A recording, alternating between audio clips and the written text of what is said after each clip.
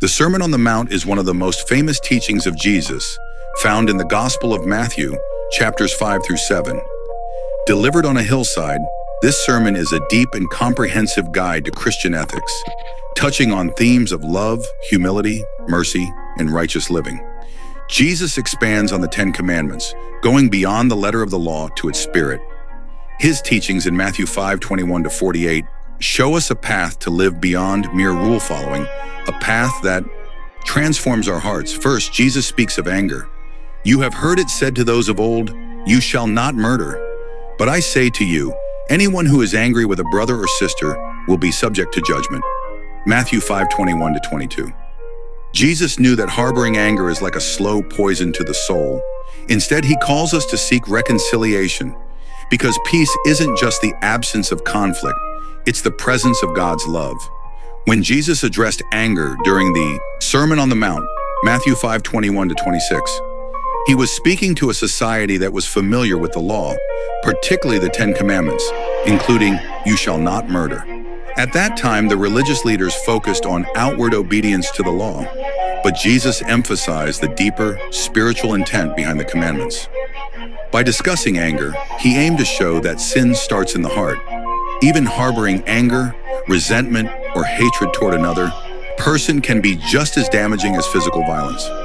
This teaching was revolutionary because it shifted the focus from just external actions to the internal condition of a person's heart. Jesus highlighted the need for reconciliation and emphasized that God values love and unity among people. Jesus also sought to transform how people thought about relationships in community. He understood that unresolved anger can lead to division and hostility by calling his followers to make peace with one another. He was laying a foundation for a community built on love, mercy, and forgiveness, key principles of his kingdom. His message challenged listeners to go beyond the minimum requirements of the law and to embrace a higher standard of righteousness that comes from the heart. Next, he addresses adultery, but it's not just about the act, it's about the thoughts. Jesus says, anyone who looks at a woman with lust has already committed adultery in his heart. Matthew 5:28. He challenges us to guard our thoughts, understanding that true purity begins within.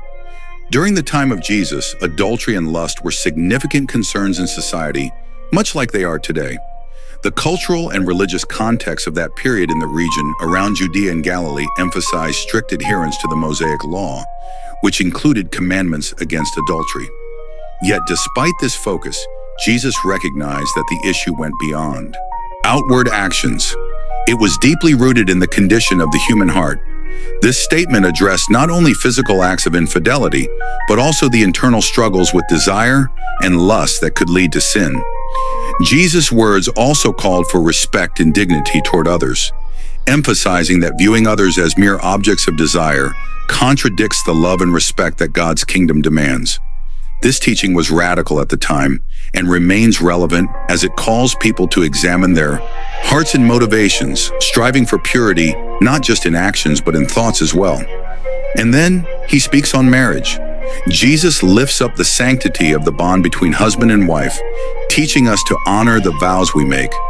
What God has joined together, let no one separate. Matthew 19:6. It's a call to cherish and protect the sacred promise of love. Jesus placed a strong emphasis on marriage because it was foundational to both the Jewish law and God's original design for human relationships. In his teachings, Jesus sought to restore the sacred nature of marriage, as it was originally intended in creation, while addressing common cultural practices that deviated from this ideal.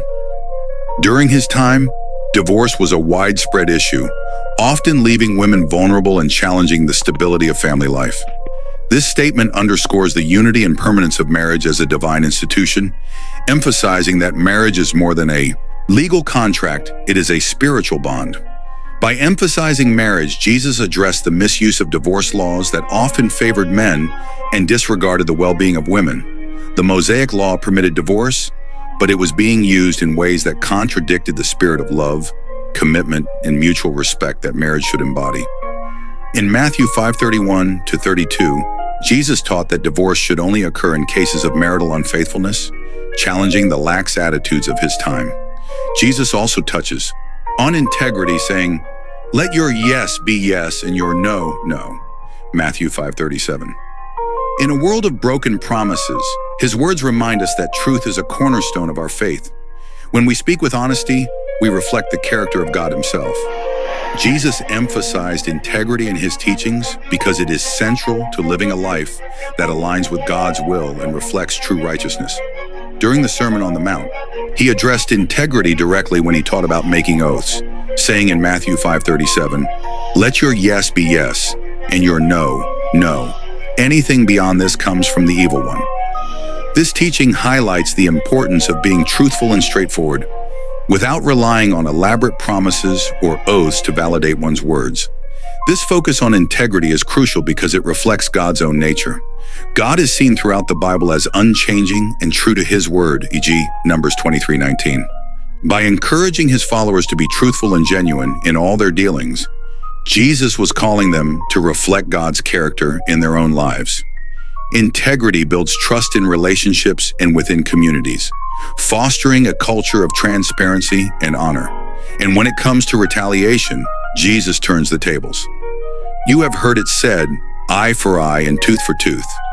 But I tell you, turn the other cheek." Matthew 5:38-39. He invites us to respond to wrongs not with vengeance, but the heart of forgiveness. True strength lies in offering mercy. When Jesus addressed retaliation during the Sermon on the Mount, Matthew 5:38-42, he was challenging the prevailing attitudes towards justice and revenge. In his time, the principle of an eye for an eye and a tooth for a tooth, known as lex talionis, was a common standard.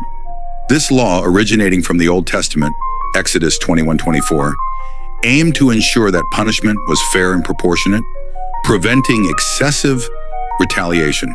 However, over time, it had become a justification for personal vengeance.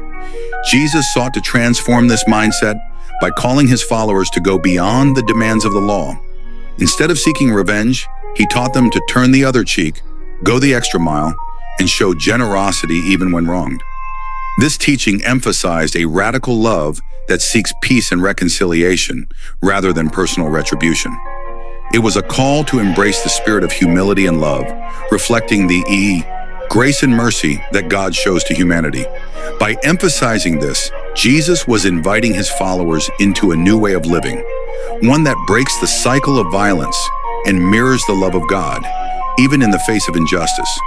Finally, the hardest of all, loving our enemies. Love your enemies and pray for those who persecute you. Matthew 5:44. Jesus knew that this kind of love changes everything. It breaks the cycle of hate and it transforms hearts, including our own. Jesus' teaching on loving enemies, found in Matthew 5:43-48, is one of the most radical and transformative aspects of the Sermon on the Mount. At a time when the prevailing mindset was to love your neighbor but harbor disdain for your enemies, Jesus introduced a new way of thinking. He challenged his followers to extend love beyond their circle and embrace even those who wronged or persecuted them. The message also emphasized that loving only those who love you is not enough. Even those who do not know God can do that. Instead, Jesus called his followers to a higher standard, one that distinguishes them as children of God. By embracing this teaching, believers are invited to participate in God's plan of redemption, offering grace and compassion even in the face of hostility. This is not just about being kind, it's about breaking down barriers, building bridges, and revealing the Yeshua, heart of God, to the world. The message is clear. Jesus came not to abolish the law, but to fulfill it. And in fulfilling it, he revealed the depth of God's love and the call for us to live from the heart. May we find the courage to live by these words and let our lives reflect the light of his love. Seek the Spirit beyond the letter. Live in the light of Jesus' teachings. Subscribe for more.